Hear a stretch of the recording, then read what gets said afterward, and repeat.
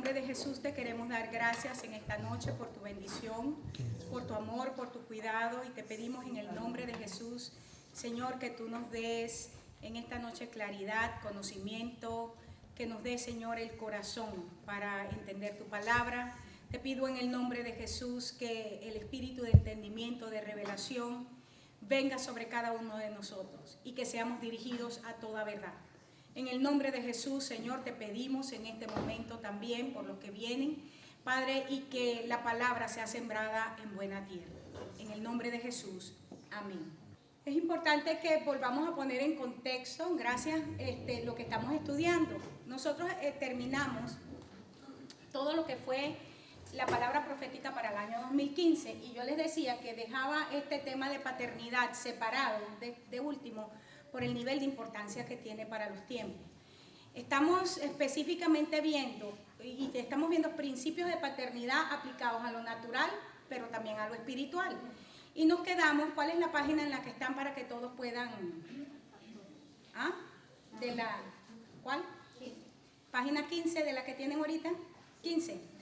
Estamos hablando de la unción de Elías de los últimos tiempos, y estábamos viendo en Malaquías 4:5 la profecía, cómo el Señor hace volver el corazón de los padres a los hijos, de los hijos a los padres, y la declaración tan terrible que se establece cuando dice, si esto no ocurre, va a venir maldición sobre la tierra. ¿Qué es lo que debe ocurrir? El corazón de los padres a los hijos deben ser vueltos los unos a los otros. Estuvimos hablando acerca de ese primer nivel de cumplimiento que hubo en Juan, ¿verdad? Y veíamos la palabra profética que recibe su padre, Zacarías, por el ángel. Y le dice, mira, él va a ser grande y va a ser algo que es interesante. Y yo les decía que la semana pasada, cuando me entró el virus en la computadora, no salvé las cosas, pero ahora lo pude salvar. Dice que, vamos a leerlo específicamente, vayan todos ahí a Lucas capítulo 1, verso 13, dice, pero el ángel le dijo a Zacarías, no temas porque tu oración ha sido oída y tu mujer Elizabeth te dará a luz un hijo. Estoy repasando, ¿no?, lo de la semana pasada. Y llamará su nombre Juan, verso 14, y tendrás gozo y alegría, y muchos se regocijarán de su nacimiento, porque será grande delante de Dios. No beberá vino ni sidra, y será lleno del Espíritu Santo, aún desde el vientre de su madre. Y hará que muchos de los hijos de Israel se conviertan al Señor, Dios de ellos. Aquí empieza una declaración sobre el destino de Juan, que tiene que ver, es el mismo perfil de la generación de los últimos tiempos. Y estamos viendo que era una predicación que era específica para la iglesia. No que no podía alcanzar a los perdidos, pero el ministerio Juan era un ministerio que iba a hacer que Israel natural, la iglesia en este tiempo, se volviera al Señor. Es lo que está diciendo. Y luego dice, irá delante de él con el espíritu y el poder de Elías para hacer volver el corazón de los padres a los hijos y de los rebeldes a la prudencia de los justos, para preparar al Señor un pueblo bien dispuesto. Y estábamos hablando, quedamos en la diferencia de términos que utilizaba el escritor Lucas, el evangelista Lucas, con respecto a la palabra profética original entregada en Malaquías. En Malaquías dice, él hará volver el corazón de los padres a los hijos y de los hijos a los padres. Pero el ángel le dice a Zacarías, como que no supiera la palabra profética, ¿verdad? Él hará volver el corazón de los padres a los hijos y de los rebeldes a la prudencia de los justos. Vamos a ver esa frase allí, que por cierto me puse a repasarla nuevamente esta tarde. Sigan pasando, porque nosotros vimos, hará mucho que los hijos de Israel enderezar, yo les puse ahí una parte que dice, hará volver el corazón de los padres a los hijos, el corazón de los hijos a los padres, no sé en qué página. La palabra volver que se está usando aquí en el original, en el griego, es una palabra interesante, epístrefo, que significa convertir. Esta palabra es una palabra que tiene un matiz sumamente fuerte, porque habla que es un cambio inmediato, decisivo, y que conlleva una elección deliberada, es decir, es una toma de decisión. Tomo la decisión por mi voluntad, es lo que está diciendo. Estamos hablando de que la unción hace volver el corazón de los padres a los hijos y de los hijos a los padres. Entonces, tiene que haber una decisión, tanto de los padres como de los hijos, con respecto a convertirse. Luego, me pareció sumamente importante volver a aclarar que la palabra corazón aquí que se está utilizando es una palabra que involucra las emociones, la voluntad, conlleva o denota lo que es la vida interior, la vida personal, tiene que ver con la esfera de la influencia divina, también habla acerca del carácter de la persona. Está diciendo, vamos a convertir todo lo que es el ser, todo lo que es la persona en sí misma. Y luego la palabra padres. Aquí me quiero parar un momento. Porque la palabra padres aquí tiene que ver con alguien que nutre. Quiero, por favor, especialmente me puse a estudiarlo, porque la semana pasada tuvimos algunas interrogantes que fueron importantes, ¿verdad? Por ejemplo, María hacía la pregunta, bueno, si el papá es un abusador, ¿tiene el hijo que, ¿cómo era que decía? Que honrarlo?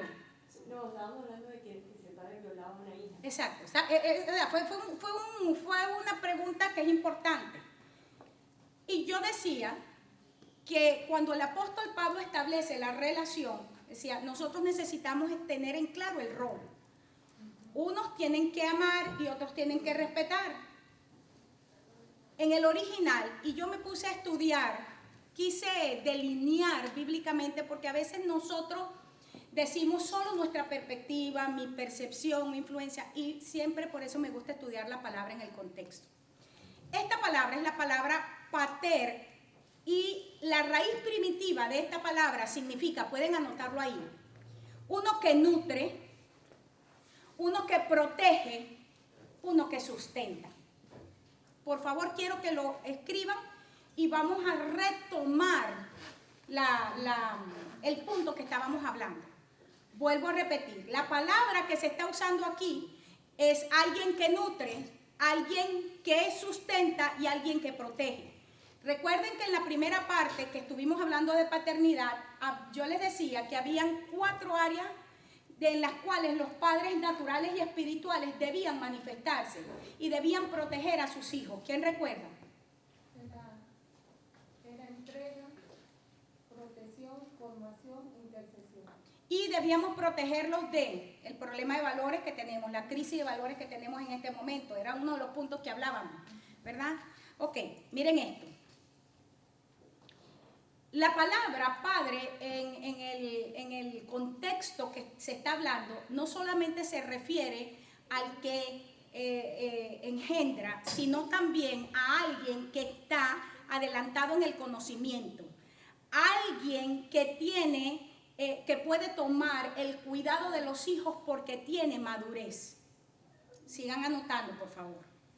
Otro concepto interesante que encontré es que la palabra hijos, en el griego hay 3 palabras para hijos, pero la palabra para hijos que se está usando aquí en este caso es la palabra teknon, que significa niños. Fíjense que aún nosotros decimos nuestros niños para referirnos a nuestros hijos. En el griego también se utiliza con la misma acepción, la diferencia es esto. Y hay 2 palabras que fueron las que me llamó la atención, que era teknon, que es la que se está usando aquí, y la otra es hijos, que es la que tiene que ver, no enfatiza el hecho de que fue engendrado o parido, sino enfatiza la relación, mientras que esta enfatiza el hecho de que fue engendrado, parido por. Porque esto es importante.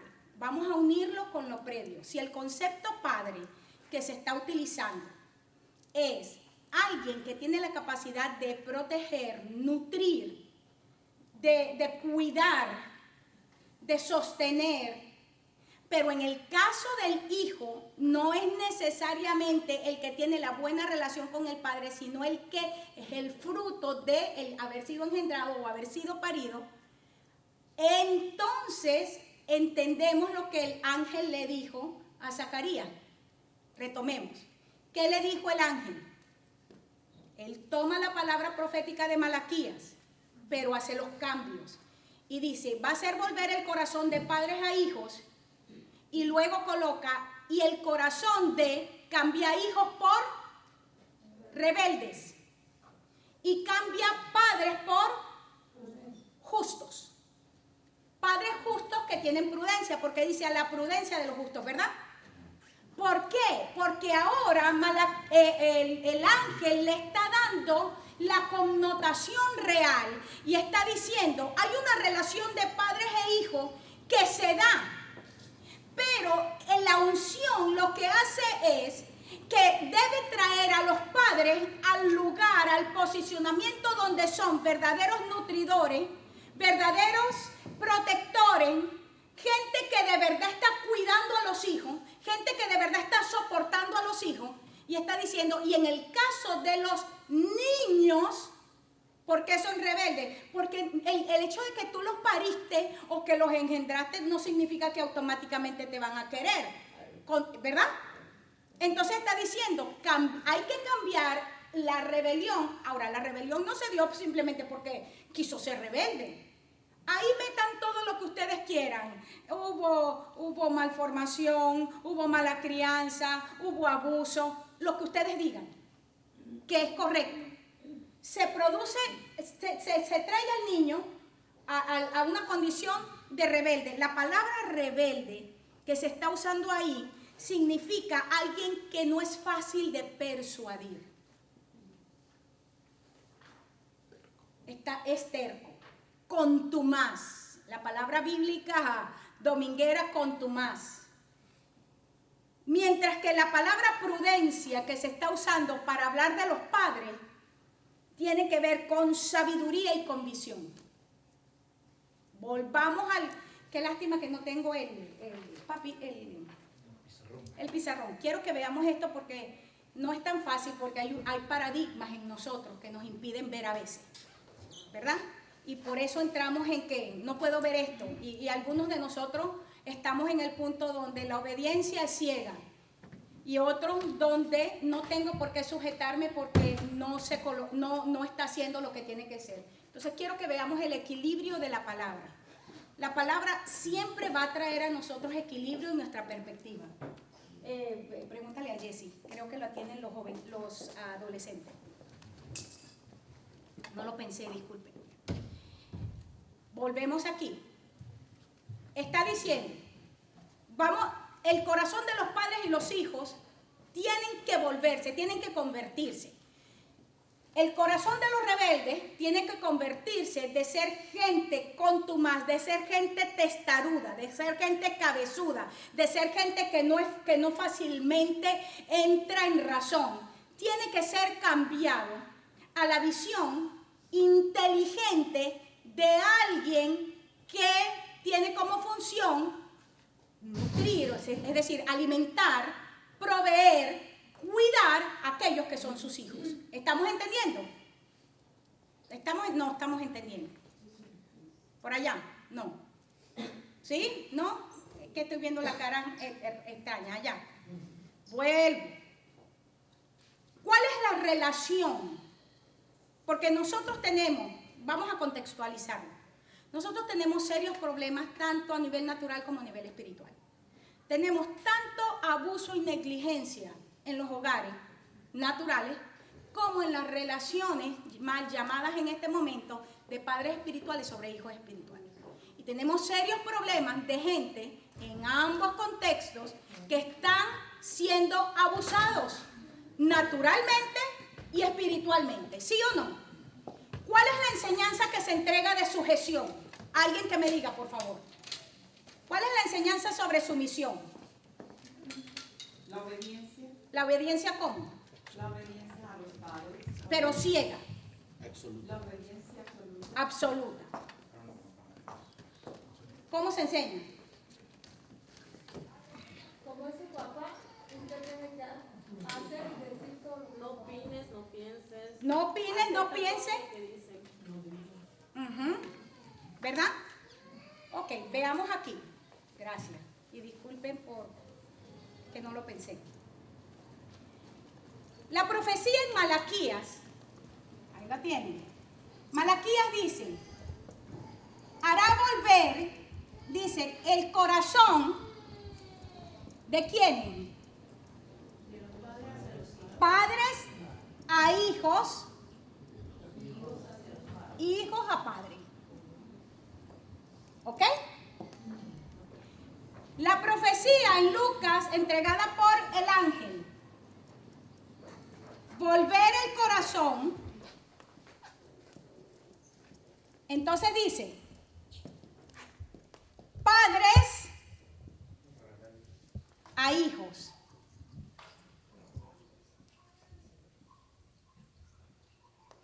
Pero cuando se va a referir a los hijos, los llama ¿cómo? Rebeldes. Y entonces en este caso le cambia ¿a quién? Justos, pero esos justos tienen un adjetivo. ¿Cuál es? Prudencia. Padres prudentes. Perdón, justos prudentes.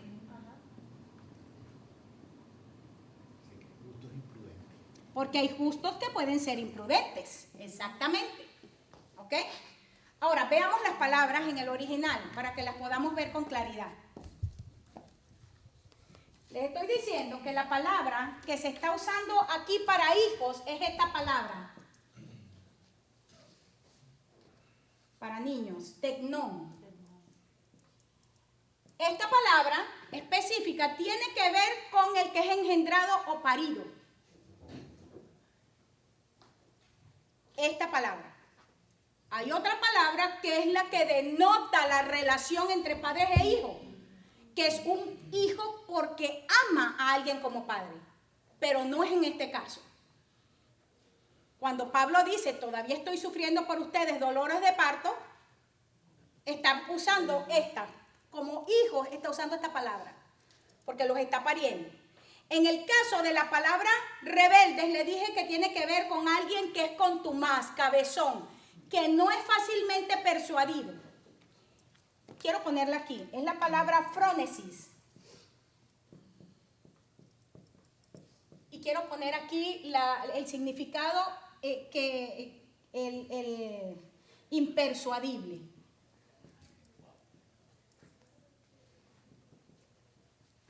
Luego, voy a usarlo aquí. La palabra que se está usando aquí para la palabra justos es una palabra que denota, la palabra dikaios, que denota a alguien que observa en la costumbre, la regla, el derecho, el cumplimiento del deber, tanto para Dios como para los hombres. Rectitud con respecto a la manera de juzgar. Tiene acuerdo, esta palabra implica que en su naturaleza y cómo se comporta hay una concordancia. Entonces aquí justo no es simplemente porque tomó una decisión adecuada, sino que estamos diciendo, repito, rectitud, capacidad para, vamos a decir, de tener una sola cara, utilícelo de esa manera. Íntegro es la palabra, gracias. Es un observante de la regla, de la costumbre, del derecho, especialmente de los derechos hacia Dios y hacia los hombres. Esa es la palabra justos, aquí. Vamos a poner, solo lo voy a dikaios. Si me buscan otro color sería bueno. Y la palabra prudente es la palabra frónesis, que significa visión con sabiduría. Porque esto, vamos a verlo, visión con sabiduría. Lo que quiere decir que hay visiones que no son sabias, ¿verdad? ¿No era la misma palabra que había puesto de aquel lado para impersuadible? No, frónesis. ¿Y cuál dijo acá? Dikaios, aquí, en justo. Prudente, para prudente. ¿Cuál fue la palabra que dio para prudente? Es la palabra prudencia, frónesis. Ah, no, lo puse malo. Apeitzes. Es prudente. ¿Dónde está? Rebeldes. Gracias. Lo voy a poner aquí. Es esta palabra apeitzes. Apeitzes. Que es alguien que es impersuadible. Volvamos a la palabra profética. Él está diciendo, el ángel, la enseñanza, la unción de los últimos tiempos, es una unción que trae equilibrio a la familia natural y espiritual. Conceptúa quién es cada quien. ¿Quiénes son entonces padres espirituales? Ya nosotros vimos al principio de la clase que esa palabra no se aplica a varón, sino ¿a quién? A alguien que modela el corazón del Padre Espíritu, del Padre Celestial. Amén. Mujeres o hombres, no tienen nada que ver con sexo. En la iglesia no hablamos de géneros, en la iglesia hablamos de vasos.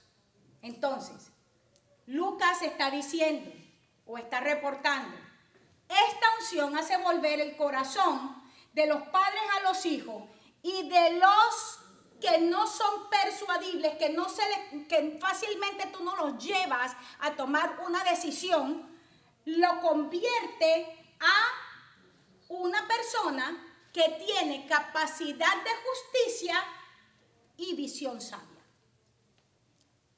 Pero los padres, que es lo primero, la característica por la palabra que se está usando es alguien con tres cosas importantes: nutre, protege y sustenta. ¿Quedó claro? Cuando el apóstol Pablo entonces nos está hablando a nosotros y nos dice, padre, ¿qué van a hacer con sus hijos? No los exasperen, no les saques la piedra, no los lleves al punto donde pierdan la compostura. Y eso se aplica a nivel natural y a nivel espiritual. O sea que el abuso no tiene espacio en una relación donde Dios está. No hay espacio para el abuso, no importa cuál es el rol en el que están. Ni tú puedes ejercerlo, ni nadie está obligado a recibirlo. ¿Está claro? Esto está importante. Estoy retomando, tratando de ampliar a raíz de las preguntas que surgieron la semana pasada. Ahora sí, nos vamos a lo que nos corresponde hoy. Esto va a traer como consecuencia ¿qué? Una frase que es sumamente importante porque aquí es donde estamos. Si esto ocurre, hacer esto, este proceso es lo que prepara el camino del Señor. Fíjense qué importante es esto. La iglesia de Cristo, todo el siglo XX, nos hemos pasado diciendo que Cristo viene mañana. Nuestros padres fueron el fruto de una doctrina que decía, no vayas a la universidad porque ¿para qué prepararte si ya Cristo viene? ¿Sí o no? Nuestros padres vivieron eso y nosotros fuimos a la universidad porque ya se abrieron un poquito más la mente, porque en verdad lo que se enseñaba en la iglesia todo el siglo XX, después del advenimiento del Espíritu Santo, fue ¿para qué prepararse si ya Cristo viene? Y entonces por eso era que, y todavía muchas iglesias tienen servicios de lunes a lunes. ¿Por qué? No necesitamos hacer más nada. Sacaron a la gente de un contexto. Ahora, preparar el camino del Señor no es decirle a la gente, Cristo viene mañana, sino, ¿qué es lo que nosotros necesitamos hacer para que Cristo pueda venir? Esto me cambia a mí la perspectiva, porque aquí dice, esto es preparar el camino del Señor. Si esto no se da, hay una maldición que viene sobre la tierra. Y el camino no está preparado para que Cristo venga. Y veíamos la semana pasada el paralelo. Y yo les decía, el trabajo de Juan fue sumamente difícil. ¿Por qué? Porque Juan le correspondió profetizar de un ministerio que ya estaba en acción en la tierra. La diferencia natural entre Juan y Jesús eran 6 meses. Y mientras Juan estaba predicando en el desierto de Judea, Jesús ya estaba activo en la tierra. Y por eso la predicación, Juan, era una predicación de urgencia. Era una predicación radical, porque ya el ministerio que él estaba anunciando que iba a aparecer ya estaba en la tierra. Ahora, si nosotros observamos el paralelismo, no se olviden que estamos hablando de que los pasajes bíblicos tienen por lo menos 70 niveles de interpretación. ¿Vamos a hablar entonces solamente de que Cristo viene mañana? Todos los que tienen Facebook, todo el mundo en este momento en Facebook, ya ni los leo. No estoy leyendo eso porque me tienen hasta aquí. Que si Cristo viene este año o no, porque la luna, porque el sol. Dios mío, Jesucristo. Esto todavía no está dado. Piensen ustedes mismos. Piensen en sus hogares. Pensemos en la iglesia de Cristo. Tenemos, más bien en este momento tenemos serios problemas. Estamos más que nunca. Y aquí, sí, estudié toda esta tarde el pasaje de Juan cuando Jesús dijo, no los voy a dejar solos, voy a enviar un consolador. Me centré esta tarde solamente en ese verso. Para poder entender, ok, ¿cómo vamos a preparar el camino del Señor? ¿Y qué nos dejó a nosotros entonces el Señor para poder hacer esto? Porque esto es sumamente difícil. La palabra dispuesto que se está usando aquí, dice, para preparar al Señor un pueblo bien dispuesto, es la palabra catastecuazo, que significa equipado, edificado, construido. Es la misma palabra que se usa en Efesios 4:12, cuando Pablo, hablando acerca de los ministerios, dice que los ministerios fueron establecidos no para enseñorearse de la gente, no para vivir de la gente. Yo no sé, pero que hace calor. Ay, alguien que prende el aire. Pastor, ya se acabó el frío. ¿Ah? Sí. El calor ya nos entró el calor. Es la misma palabra entonces que dice que los ministerios están para perfeccionar a los santos para la obra del ministerio. Entonces dice, para la edificación ¿de quién? Del cuerpo. Fíjense que no es para la edificación de un ministerio. Nosotros no estamos llamados a edificar, escúchese bien la palabra porque la vimos hace 2 clases, no estamos llamados a edificar iglesias, templos, sino la eclesía, que es el cuerpo. Recordamos el concepto. ¿Cuál es la diferencia? Que decía, la palabra que estamos traduciendo en inglés como iglesia, que le decimos church, eso no existe. Y el término iglesia que estamos usando en español, que es correcto desde la perspectiva del original, es incorrecto en nuestro paradigma. Porque nosotros pensamos en iglesia y cuando decimos voy para la iglesia, ¿qué pensamos? Al edificio, y en segundo lugar a encontrarme con la gente que me encanta estar, para echar broma, para tomarnos el café, el pan dulce, cosa que no está mal. Pero la palabra eclesía es completamente diferente, y lo que Jesús dijo es, a mi eclesía yo le estoy entregando la autoridad. Y veíamos, para atar y desatar, la actividad que se tiene que dar en la eclesía es que puede atar y desatar en la tierra, y entonces eso es hecho en el cielo. Eso era lo que veíamos, ¿verdad? Ok.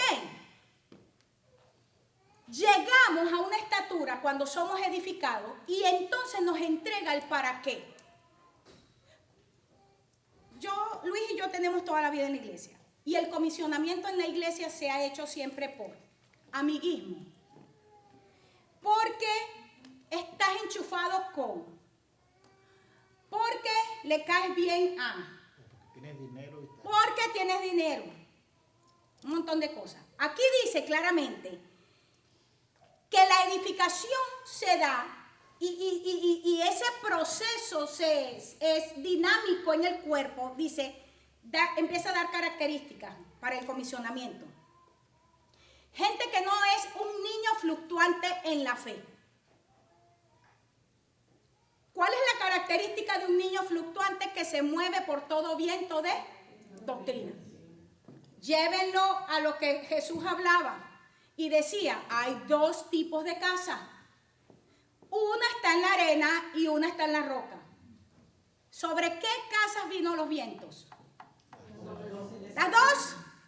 Tanto los que estaban en Cristo como los que estaban en sus emociones. A las 2 les pegó los vientos de doctrina. La diferencia es que el que es niño fluctuante camina por todo viento de doctrina. Pero el que está en Cristo no se mueve. Amén.